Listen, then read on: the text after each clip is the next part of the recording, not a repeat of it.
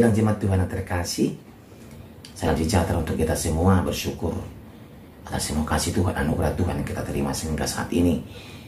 Jangan pernah bosan sidang jemaat Tuhan. Kita sama-sama belajar, sama-sama bertumbuh, iman kita bertumbuh. Namun sebelum kita masuk dalam renungan kita memuji Tuhan, kita katakan kepada Tuhan bahasa cinta.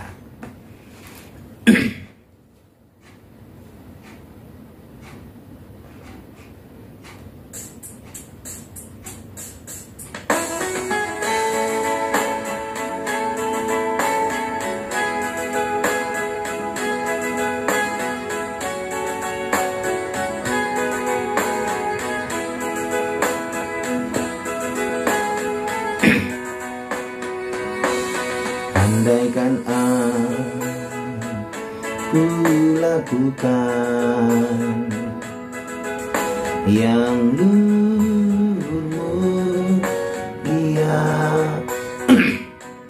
jika tanpa kasih cinta hampa tak berguna. Ajarilah kami bahasa cintamu, agar kami dekat padamu ya Tuhanku. Ajarilah kami bahasa cintamu, agar kami dekat padamu.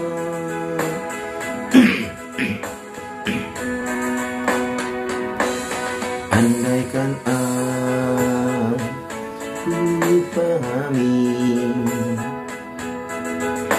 bahasa semua hanyalah bahasa cinta, kunci tiap hari. Ajarilah kami bahasa cintamu, agar kami dekat padamu ya Tuhanku. Ajarilah kami bahasa cintamu, agar kami dekat padamu.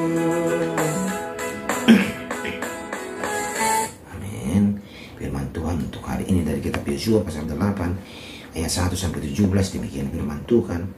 Kemudian berfirmanlah Tuhan kepada Yosua, janganlah takut dan janganlah tawar hati. Bawalah seluruh tentara dan bersiaplah, majulah ke Ai. Ketahuilah, aku serahkan kepadamu raja negeri Ai, rakyatnya, kotanya dan negerinya. Dan haruslah kau lakukan kepada Ai dan rajanya seperti yang kau lakukan kepada Yeriko dan rajanya. Hanya barang-barangnya dan ternaknya boleh kamu jara. Suruhlah orang bersembunyi di belakang kota itu. Lalu bersiaplah Yosua beserta seluruh tentara untuk pergi ke Ai.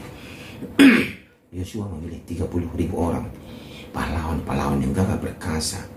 Mereka disuruhnya pergi pada waktu malam, dan kepada mereka diperintahkannya, katanya, ketahuilah, kamu harus bersembunyi di belakang kota itu untuk menyerangnya. Janganlah terlalu jauh dari kota itu, dan bersiap-siaplah kamu sekalian. Aku dan semua orang yang bersama-sama dengan aku akan mendekati kota itu. Apabila mereka keluar menyerbu kami seperti yang pertama kali, maka kami akan melarikan diri dari hadapan mereka. Jadi mereka akan keluar menyusul kami, sehingga kami memancing mereka jauh dari kota itu. Sebab mereka akan berkata, orang-orang itu melarikan diri dari hadapan kita seperti yang pertama kali. Jika kami melarikan diri dari hadapan mereka, maka kamu harus bangun dari tempat persembunyianmu itu untuk menduduki kota itu, dan Tuhan Allahmu akan menyerahkannya ke dalam tanganmu. Segera setelah kamu merebut kota itu, haruslah kamu membakarnya sesuai dengan firman Tuhan. Kamu harus melakukan semuanya itu. Ingatlah, itulah perintahku kepadamu. Demikianlah Yosua menyuruh mereka pergi. Lalu berjalanlah mereka ke tempat persembunyian dan tinggal di antara Betel dan Ai, di sebelah barat Ai. Tetapi Yosua bermalam di tengah-tengah rakyat pada malam itu. Keesokan harinya Yosua bangun pagi-pagi, lalu diperiksalah barisan bangsa itu, dan berjalanlah ia maju beserta para tua-tua orang Israel di depan bangsa itu ke Ai. Juga seluruh tentara yang bersama-sama dengan dia berjalan maju. Mereka maju mendekat, lalu sampai ke tentangan kota itu. Kemudian berkemahlah mereka di sebelah utara Ai, sehingga lembah itu ada di antara mereka dan Ai. Yosua telah mengambil kira-kira 5.000 orang. Lalu disuruhnya mereka bersembunyi di antara Betel dan Ai, di sebelah barat kota itu. Beginilah rakyat itu diatur. Seluruh tentara itu di sebelah utara kota dengan barisan belakang di sebelah barat kota. Pada malam itu berjalanlah Yosua melalui lembah itu. Pagi-pagi ketika raja negeri Ai melihat hal itu, maka ia dan seluruh rakyatnya, orang-orang kota itu, segera keluar berperang menyerbu orang Israel. Kelereng di seberang dataran itu, raja itu tidak tahu bahwa ada orang bersembunyi di belakang kota. Yosua dan seluruh orang Israel itu berlaku seolah-olah dipukul mundur oleh mereka, lalu melarikan diri ke arah padang gurun. Sebab itu semua orang yang ada di kota diserahkan untuk mengejar orang Israel. Maka mereka mengejar Yosua, sehingga makin jauhlah mereka terpancing dari kota. Seorang pun tidak tertinggal lagi di Ai dan Betel yang tidak keluar memburu orang Israel. Mereka meninggalkan kota itu terbuka karena mereka mengejar orang Israel. Demikianlah pembacaan firman Tuhan. Tema kita pada hari ini adalah taat karena firman. Sidang jemaat Tuhan terkasih, bangsa Israel baru saja mengalami kekalahan saat menyerang kota Ai. Seketika keberanian mereka menciut karena mereka kalah. Mereka ketakutan. Padahal secara jumlah penduduk Israel jauh lebih banyak dibandingkan penduduk kota Ai. Mereka seolah kehilangan kepercayaan bahwa Tuhan menyertai mereka, bukan karena banyaknya bala tentara, tetapi kalau Tuhan sudah bertindak, kita akan mulai kemenangan. Setelah dosa akan terselesaikan, Tuhan pun berniat memulihkan bangsa Israel. Tuhan menyatakan niat kepada Yosua bahwa dia akan memberikan kota Ai kepada Israel. Janji itu membuat Yosua kembali bersemangat. Dia mengarahkan 30.000 pelawan-pelawannya dibanding serangan pertama. Jumlah ini 10 kali lipatnya. Israel sepertinya ingin mengarahkan semua kemampuan terbaiknya. Sidang jemaat Tuhan, kemampuan terbaiknya itu menunjukkan bahwa keyakinan mereka sudah mulai pulih.